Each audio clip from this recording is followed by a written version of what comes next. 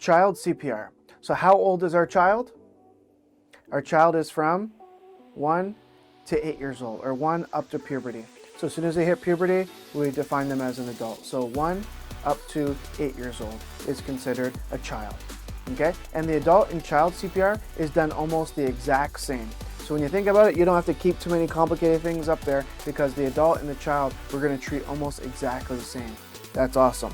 So when we look at our steps, so take a look, you notice those steps are the exact same as the adult. We're going to survey the scene, make sure it's safe to enter. We're going to come in and tap and shout, hey, wake up, are you okay? Are you okay? They're not responding to our voice, they're not responding to pain, so they are unconscious. So we call 911. Hey, you in the blue shirt, go call 911. Tell them I have an unconscious adult here, and report back to me. Do you understand? And grab that defibrillator. All right, so now we can start our assessment. We're going to open up the airway.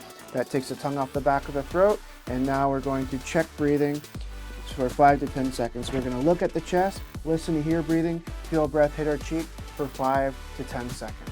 All right, and we determine that they're not breathing. So they're not breathing, that's bad. We need to start CPR. Right? So if the person is not breathing, that means they're already dead, or they're going to be dead soon if we don't start CPR. So now we're going to start compression. So start 30 compressions and give 2 breaths.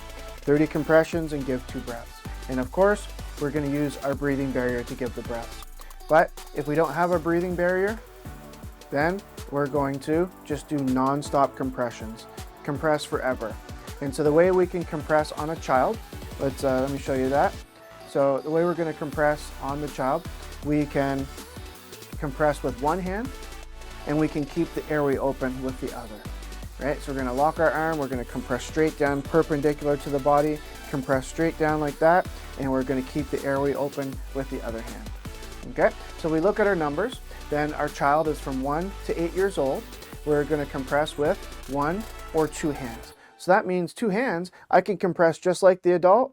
Definitely. And if you look how deep you're going to get down 2 inches into the body, right? So if you're getting down 2 inches deep into the body, okay, and you're compressing with 2 hands, right? What was the adult?